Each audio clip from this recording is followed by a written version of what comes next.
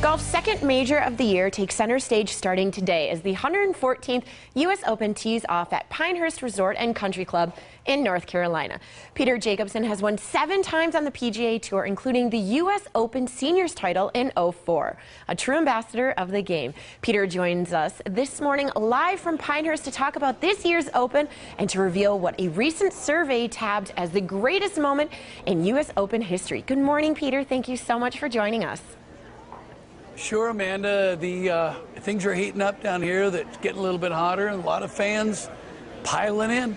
I can only imagine. With Tiger Woods now on the sideline again for his second major event, are there some young guys coming up that are just like, all right, it's mine?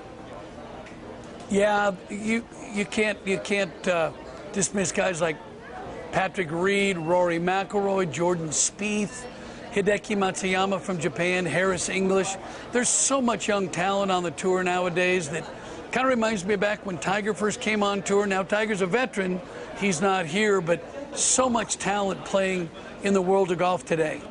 And are there some veterans that you're like, all right, they're going to play this course really, really well, that the young guys better be prepared for?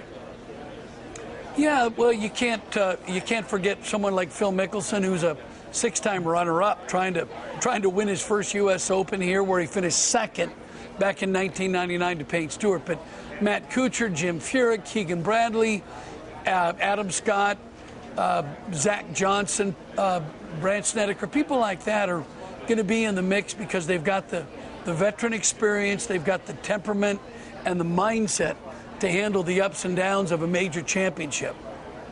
And I mentioned at the beginning that there was a recent survey taken about the U.S. Open's greatest moment of all time. Can you please tell us what that is?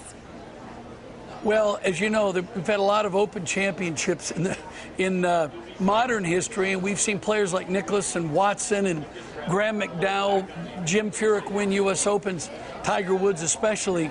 And Lexus, which is the automotive partner of the USGA and the official vehicle here at the U.S. Open, they did an online survey asking fans to vote on their favorite U.S. Open memory. And they voted 2008, where Tiger Woods beat Rocco Mediate in a playoff out at Torrey Pines in San Diego, as their favorite moment. And even though Tiger's not here, people remember him very fondly. And I think we're all pulling for Tiger to come back strong from his back surgery. Peter, now, do you agree with that favorite moment, or do you have a different favorite moment?